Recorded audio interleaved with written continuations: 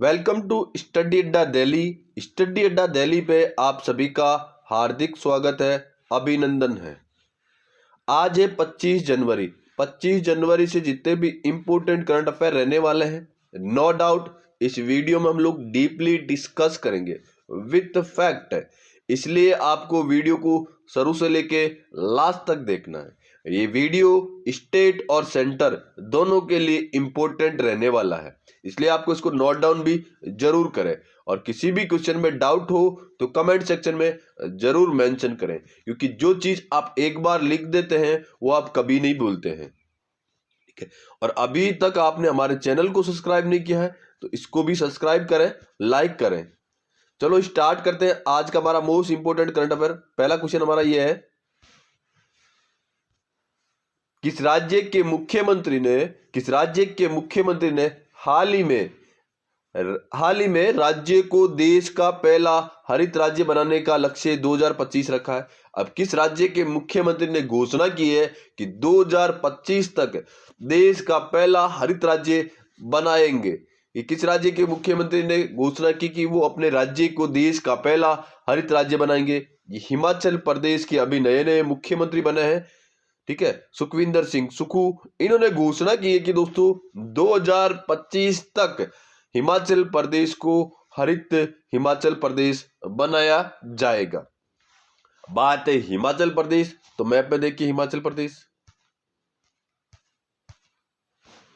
ये दोस्तों हिमाचल प्रदेश जो मैप में आपको हाईलाइट करके दिखाई दे रहा है, हिमाचल प्रदेश। हिमाचल प्रदेश की कैपिटल क्या है दोस्तों? शिमला। वहां के दोस्तों राज्यपाल कौन है? राजेंद्र विश्वनाथ अर्लेकर। वहां के गवर्नर दोस्तों, वहां के मुख्यमंत्री सुखविंदर सिंह सुक्खू हाल ही में बने हैं। ठीक है, अभी चुनाव था तो वहां पे दोस्तों बीजेपी गवर्नमेंट हार गई और कांग्रेस गवर्नमेंट की सत्ता आई है। उससे पहले तो दोस्तों बीजेपी के सीएम थे जयराम ठाकुर। वहां की दोस्तों विधानसभा सीट कितनी है? 68 विधानसभा सीट है। राज्यसभा की 3 है और लोकसभा की 4 सीटें हैं। ठीक है, कहां पे? हिमाचल प्रदेश में। नेक्स्ट, हाल ही में G20 पर्यावरण कार्यों की समूह बैठक कहां आयोजित की जाएगी? अब दोस्तों G20 की अध्यक्षता इस बार भारत कर रहा है 1 साल के लिए, और पर्यावरण मंत्रियों की बैठक हुई थी। अभी ये G20 की बैठक कहां पे हुई थी? ये G20 की बैठक दोस्तों कहां पे हुई थी? केरल के अंदर हुई थी पर्यावरण की। ठीक है, सॉरी, कर्नाटक के अंदर, कर्नाटक के बेंगलोर शहर में इसकी बैठक आयोजित हुई है। ठीक है, हमारे इंडिया के केंद्रीय पर्यावरण मंत्री कौन दोस्तों? कौन है? भूपेंद्र यादव। ये हमारे केंद्रीय मंत्री भूपेंद्र यादव, ये राज्यसभा सदस्य हैं और इन्होंने दोस्तों इसकी अध्यक्षता की है। ठीक है, ये दोस्तों इसका लोगो है वसुदेव कुटुंब। क्या है लोगो? क्या है दोस्तों? वसुदेव कुटुंब। ये आपको लिखा हुआ दिखाई दे रहा होगा। ठीक है, ये G20 का लोगो है और ये इनका मोटो है। मोटो क्या है? वसुदेव कुटुंब। सारा संसार हमारा परिवार है। वसुदेव कुटुंब का क्या मतलब है? सारा संसार हमारा परिवार है। अब दोस्तों बात है कर्नाटक की, तो मैप में देखिए कर्नाटक। ये कर्नाटक दोस्तों जो मैप में आपको हाईलाइट करके दिखाई दे रहा है, कर्नाटक। ठीक है, ये कर्नाटक कैपिटल क्या है? बेंगलुरु कर्नाटक की कैपिटल है। वहां के गवर्नर कौन दोस्तों? थावरचंद गहलोत। सीएम कौन दोस्तों?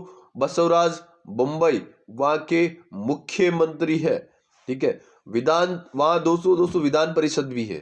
ठीक है, वहां पे विधान परिषद भी है। विधान परिषद की सीटें कितनी दोस्तों? 75। विधानसभा की 225। ठीक है, और राज्यसभा की 12 है और लोकसभा की कितनी सीटें? 28 सीटें दोस्तों। कहां पे? यह है दोस्तों कर्नाटक के अंदर। ठीक है, अभी दोस्तों कर्नाटक और महाराष्ट्र के बीच में एक डिस्प्यूट चला है पानी को लेके। ठीक है, नेक्स्ट,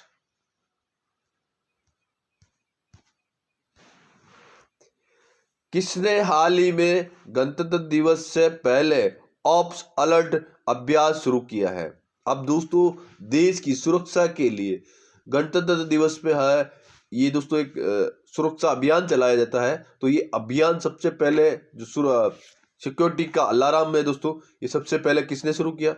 एप्स अलर्ट ये शुरू किया दोस्तों बीएसएफ ने। बॉर्डर सिक्योरिटी फोर्स ने दोस्तों एक अभियान शुरू किया ताकि देश की जो सीमाएं है उसको सुरक्षित किया जा सके। ठीक है, यह अभियान गणतंत्र दिवस से पहले बीएसएफ ने शुरू किया है। अब बात है बीएसएफ, तो बीएसएफ की स्थापना कब हुई थी दोस्तों? 1 दिसंबर 1965 को बीएसएफ की स्थापना हुई थी। ठीक है, ये दोस्तों बीएसएफ और इसका कार्य है दोस्तों बॉर्डर की सिक्योरिटी करना। बॉर्डर सिक्योरिटी फोर्स इसका नाम ही है दोस्तों। ठीक है, और इन्होंने दोस्तों एप्स अलर्ट अभियान की शुरुआत की है गणतंत्र दिवस से पहले। नेक्स्ट, वनडे क्रिकेट में सबसे ज्यादा छक्के लगाने वाले बल्लेबाज कौन बने? वनडे क्रिकेट में सबसे ज्यादा छक्के लगाने वाले क्रिकेटर बने दोस्तों Rohit Sharma. Option number B it will be right answer. Rohit Sharma दोस्तों वनडे क्रिकेट में सबसे ज्यादा छक्के लगाने वाले क्रिकेटर बने हैं। यह है दोस्तों रोहित शर्मा, ये इंडियन के टीम के कप्तान हैं और इन्होंने ही दोस्तों सबसे ज्यादा वनडे क्रिकेट में छक्के लगाए हैं। महेंद्र सिंह धोनी का इन्होंने रिकॉर्ड तोड़ा है। नेक्स्ट, हाल ही में अमूल का नया अध्यक्ष किसे नियुक्त किया गया? अमूल के दोस्तों पूर्व अध्यक्ष थे RS सोडी, उन्होंने इस्तीफा दे दिया। अब अमूल के नए अध्यक्ष बने दोस्तों समलभाई बी पटेल। समलभाई बी पटेल ये दोस्तों गुजरात अमूल के अध्यक्ष बने हैं। Option number B it will be right answer. अब बात है अमूल। ठीक है, ये अमूल का लोगो और अमूल की स्थापना 1946 में हुई थी और अमूल का मुख्यालय कहाँ है दोस्तों? गुजरात आनंद के अंदर। ठीक है, आनंद गुजरात के अंदर इसका मुख्यालय है और ये उसका अमूल का लोगो है दोस्तों। नेक्स्ट, हाल ही में वर्ष 2022 में सबसे प्रतिष्ठित वैज्ञानिक के रूप में किसे नियुक्त किया गया है? अब 2022 का सबसे प्रतिष्ठित वैज्ञानिक कौन थे दोस्तों?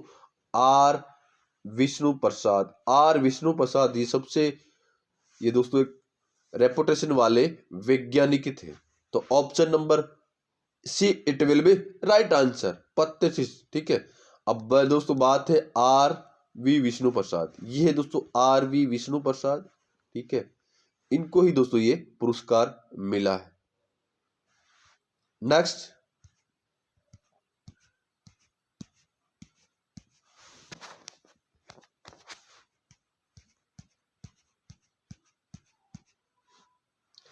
हाल ही में राष्ट्रीय बालिका दिवस कब मनाएगा?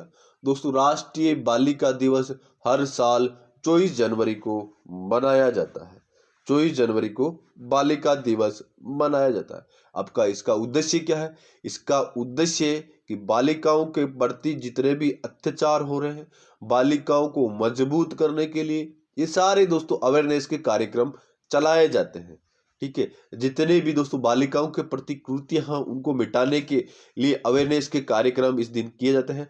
और दोस्तों बालिका के प्रोत्साहन के क्षेत्र में कार्य करने वाले लोगों को इसी दिन सम्मानित भी किया जाता है। ठीक है, और उन बालिकाओं को भी सम्मानित किया जाता है जो 18 साल से कम होती है और अपने जीवन में कुछ दोस्तों वो अनोखा या उत्कृष्ट कार्य करती है, तो उनको सम्मानित भी किया जाता है। इसका मतलब है बालिका प्रोत्साहन के लिए हर साल 24 जनवरी को ये राष्ट्रीय बालिका दिवस मनाया जाता है। ठीक है, ये हर साल राष्ट्रीय बालिका दिवस मनाया जाता है। नेक्स्ट,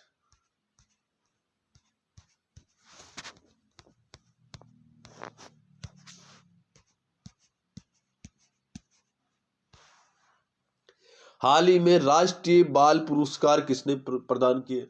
अब दोस्तों राष्ट्रीय बाल पुरस्कार इस बार राष्ट्रपति द्रौपदी मुर्मू ने ये प्रदान किए हैं। टोटल 11 बच्चों को ये पुरस्कार दिया गया है। ठीक है, राष्ट्रपति द्रौपदी मुर्मू ने ये पुरस्कार दिया है। टोटल 11 बच्चों को ये पुरस्कार दिया गया है, जो 18 साल से कम बच्चे हैं उनको ये पुरस्कार दिया गया है।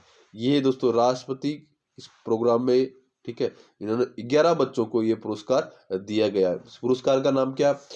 प्रधानमंत्री राष्ट्रीय बाल पुरस्कार 2023। 11 बच्चों को ये पुरस्कार मिला है।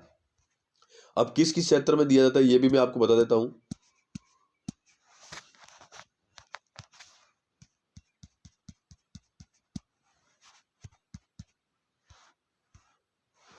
ये दोस्तों किस किस क्षेत्र में दिया जाता है।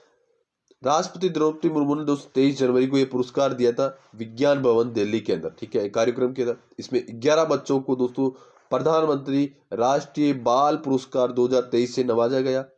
प्रधानमंत्री राष्ट्रीय बाल पुरस्कार 6 श्रेणियों को दिया जाता है। किस कौन कौन सी श्रेणी है दोस्तों। कला, संस्कृति, बहादुरी, नवाचार, शैक्षणिक और सामाजिक सेवा और खेल के क्षेत्र के उत्कृष्ट के लिए 5 से 18 वर्ष के बच्चों की आयु के बच्चों को ये पुरस्कार दिया जाता है। टोटल कितने क्षेत्र में दिया जाता है। 6 क्षेत्रों को दिया जाता है। कौन कौन से।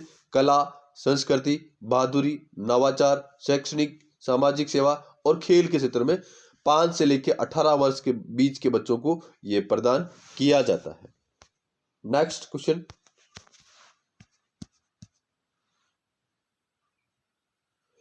हाल ही में अंतर्राष्ट्रीय पराक्रम दिवस कब मनाया गया।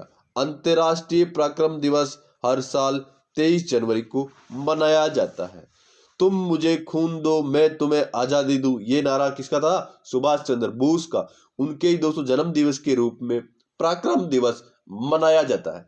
और इसी दिन दोस्तों एक और महान पुरुष का जन्म दिवस आता है। वो कौन थे दोस्तों। बाला साहब ठाकरे। बाला साहब ठाकरे का भी दोस्तों जन्म दिवस 23 जनवरी को आता है। उनकी जयंती भी इसी दिन मनाई जाती है। दोस्तों सुभाष चंद्र बोस की जन्म दिवस के रूप में ये मनाया जाता है। ये सुभाष चंद्र बोस, ठीक है, इनके जन्म दिवस के रूप में ये कार्यक्रम किया जाता है। 23 जनवरी को पराक्रम दिवस मनाया जाता है। 24 जनवरी को राष्ट्रीय बालिका दिवस मनाया जाता है। Last question. हाल ही में डीजीसीए के महानिदेशक कौन होंगे। अब डीजीसीए के दोस्तों भी घोषणा हुई। केंद्र सरकार ने घोषणा की है कि डीजीसीए के नए अगले महानिदेशक होंगे। कौन होंगे दोस्तों। विक्रम देव दत्त। विक्रम देव दत्त डीजीसीए के अगले महानिदेशक होंगे, ठीक है। ये दोस्तों विक्रम देव दत्त, ठीक है। डीजीसीए फुल फॉर्म क्या दोस्तों। Director general of civil aviation. और इसके दोस्तों प्रमुख कौन बना है। विक्रम देवदत्त। नागरिक उड्डयन मंत्री, इन्होंने दोस्तों इसका गठन किया। अब हमारे केंद्रीय नागरिक उड्डयन मंत्रालय कौन दोस्तों, मंत्री कौन है। ज्योतिरादित्य सिंधिया, ठीक है। अब ये दोस्तों 1993 के बैच के आईएएस अधिकारी है। और ये वर्तमान में दोस्तों एयर इंडिया एस्ट होल्डिंग के चेयरमैन है, ठीक है। चलो दोस्तों आज के लिए इतना ही। ये मेरा वीडियो कैसा लगा प्लीज आप लाइक, कमेंट, शेयर करके जरूर बताइए। Thanks for watching.